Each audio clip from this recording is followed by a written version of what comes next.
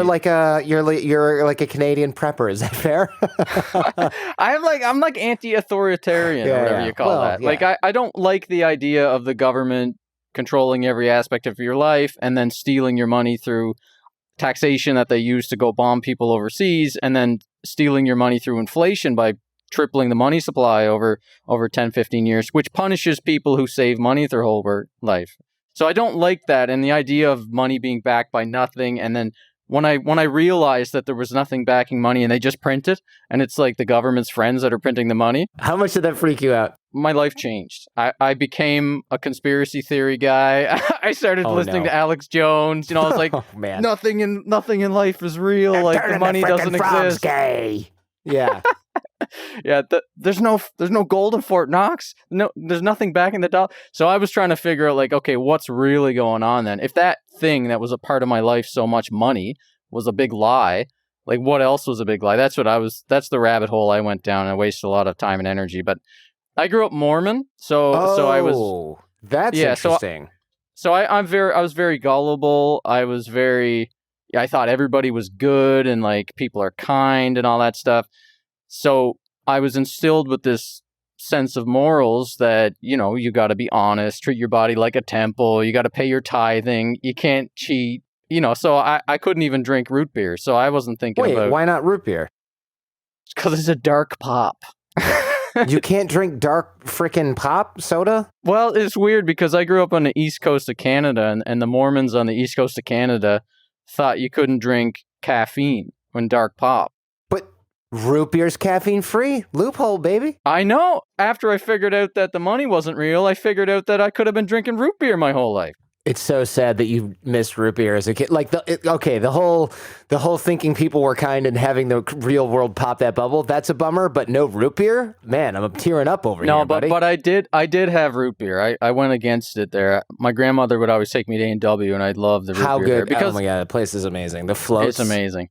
Hey, by the way, I wanted to ask you, and if you've covered this on the show, then we can skip right over it, but all these crypto banks that are coming out now where they're like, give us all of your Bitcoin and we'll pay you interest in Bitcoin. Have you covered this?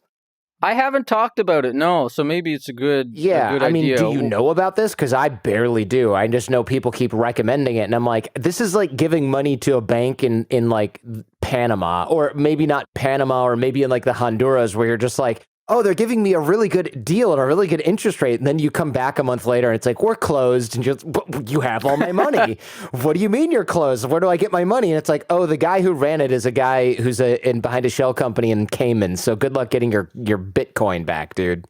Well, that's actually one of the things I was talking about when I said I felt like my morals were being compromised by the crypto scene, because I came into this because of financial sovereignty. Like Bitcoin is owning your own keys, and owning your Bitcoin is the one way that you can have real sovereignty and own your own wealth without any middlemen, right? Without a bank in the way, or the government in the way, or some company in the way that can censor you or get involved in your transactions or even know what you're transacting. Oh, dude, I got a story about that. We'll come back to it. Chase took some of my money for...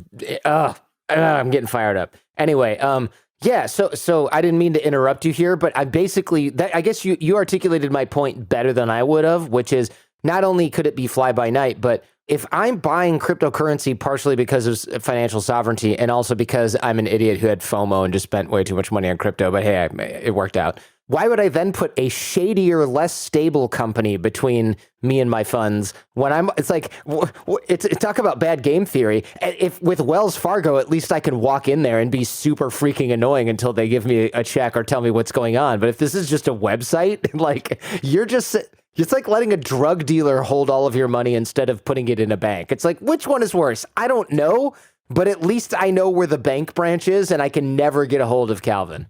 Calvin Air? My drug dealer. Oh, yeah, okay. Times where if you knew a little, like how to buy Bitcoin without getting totally hosed and like transfer some money into an account, to get it to an exchange to buy, and then you sat on Bitcoin, you did okay. Like you probably did okay.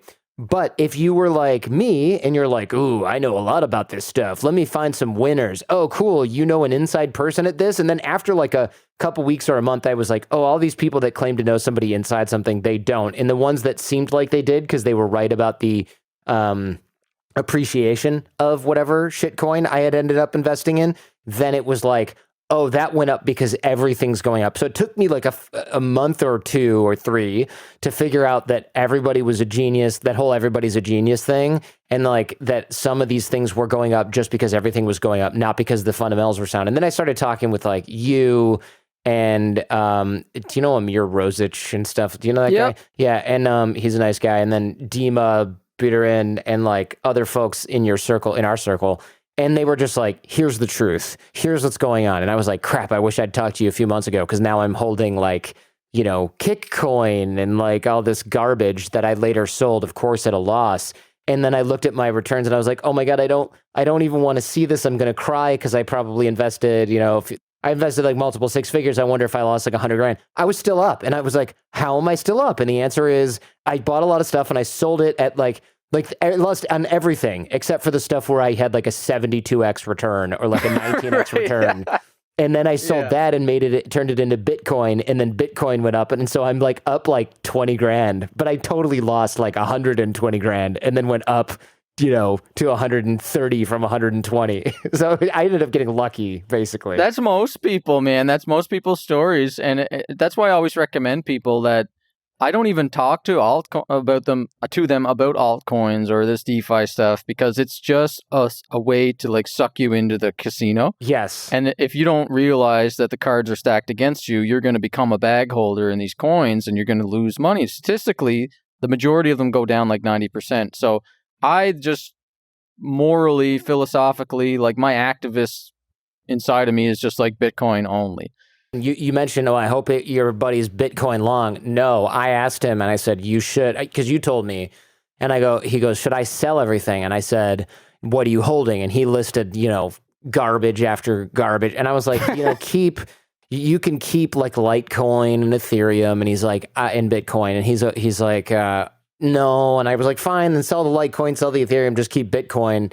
And he goes, you know what? I don't ever want to see this stuff again. He's like, and he wasn't blaming the crypto. He was just beating himself up so hard about, and he's a wealthy guy. Look, anybody loses 5 million, but 5 million stung for him in a way. And he felt like, I think he really got the feeling that he had betrayed himself, which is a crap feeling. Like, it really is a crap feeling.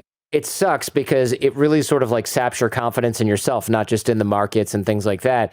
And he also, man, there was a lot of really awkwardly uncomfortable greed as well that happens in a market like that. Like he wanted to get money into the market. And that's one of the biggest problems people were having then, if you remember, is like, how do I get more than like 50 grand or 30 grand or whatever it is into the market quickly enough? And his buddy was like some kind of broker. And he goes, great, I'm going to send you 200 grand or whatever it was. And you had to buy like certain crypto with it. It wasn't just like, here's some Bitcoin. So he bought, I don't know, like EOS or something. And it went up and up and up and up and up and up and up. And he's like, give me my EOS, give me my EOS. And the guy's like, I'm on vacation, but you're going to want to hold this anyway. I'll have my assistant transfer it to you. And then the guy just ghosted him. EOS tanks. And he's like, dude, you kept my EOS from me. I could have sold it. What the hell? We've been friends for 10 years. Like, what's your deal? And the guy was just like, sorry, here's like 30 Ethereum or something like that. Oh my God. And he's like, you lost me what it could have been like $16 million in opportunity cost, and you just gave me like 10 grand, you know? Jeez. And this is like his buddy.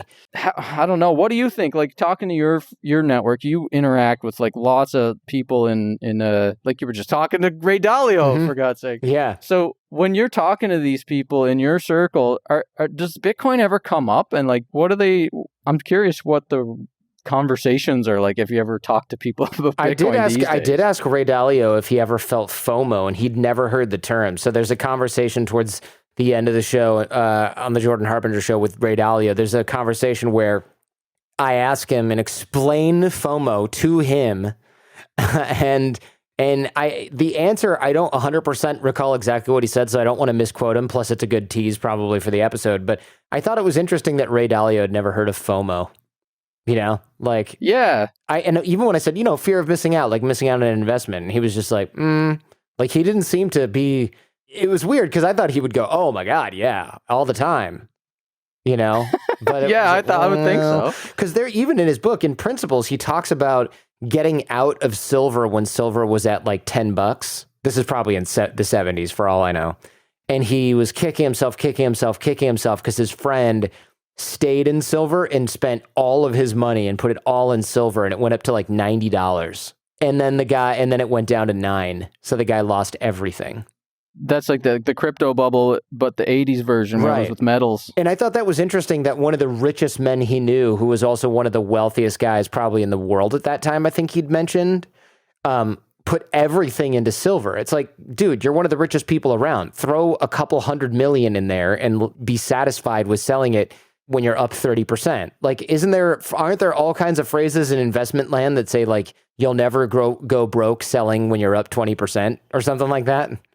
Yeah, you'd think that he'd have a good risk management strategy for that. Yeah, he probably had everybody telling him sell, and he's like, you don't know squat. I'm up 900%, you know? Just be aware that it's risky, right? Like just be aware that it's like, but you could potentially lose it. And I don't think it's worth it because I see the potential upside of holding my own Bitcoin keys as 100x in 10 years. And why would I want to like risk 100x for 10%? Mm-hmm. Even if the risk is small that these guys are going to bail and leave and take off. So I just don't recommend people use them just because it's not for me.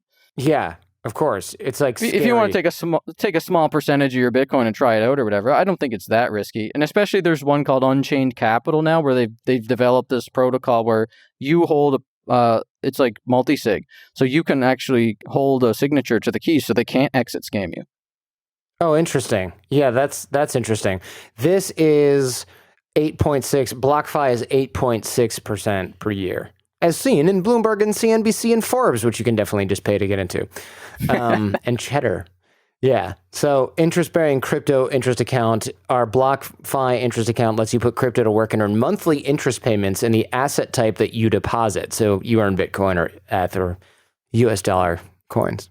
I just wonder, what are these guys doing to generate those returns? Like, how do you get that kind of size return? And then that's why I shared the story of me doing the mortgage lending, because I mean, I would wonder, like, why is somebody going to pay me 9-10% to loan money on a property? You know, like, I guess people make rational decisions, but maybe it is rational. Maybe they discovered a way to like make a good profit, and they just, for some reason, they're making that decision to pay me 9% on the loan, right? So it was $105,000, this house. That's a very reasonable price for a house. Does it have a roof? Yeah, right? I know. But it's Nova Scotia. It's in a small village in Nova Scotia, so real estate prices are pretty low for, you know, if we looked at similar on-the-water houses here in Ontario, this house would be $1 million easy. It's a small house, but still the waterfront, you know, the size of the house, the bedrooms, whatever. So we go back and forth from Cape Breton and visit, and my family's from there. So I'm like, I'm going to be a landowner in the village that I grew up in, you know, going to my grandmother's house every summer. So we bought this place. Now, for me, it would make sense for me to take some of my Bitcoin and collateralize it and get a loan for the $100,000 rather than going to the bank, because I don't pay capital gains taxes on that loan because I'm just borrowing money. So it makes sense if I don't have any money, right? It would make sense for me to get a loan on my Bitcoin because I still think Bitcoin's going to $1 million. I don't want to give up the gains, but I want to enjoy this house. So if I take a loan on the Bitcoin, then I'm not paying capital gains early because it's not a realized profit. It's a loan. So you're still you're still anchored to the potential upside of Bitcoin. So that's the one thing that makes it tempting for me to want to do for like this purpose where this is a house. I want to enjoy it. I don't want to pay cap gains taxes by selling Bitcoin and buying the house. So I will maybe take a loan and like 2x collateralize it. You know, that's the idea it's for people that have like, it's for miners and for people that had some crypto early, or even maybe some high net worth people, guy like Ray Dalio who was it? Paul Tudor Jones eventually like put 1% of his assets in Bitcoin. You know, like people like that believe it's going to go way up in the future, so they want to keep exposed to the price appreciation. So yeah, there's an interesting use case for it for sure, but for the average person, I don't think it makes any sense. Just hold your Bitcoin.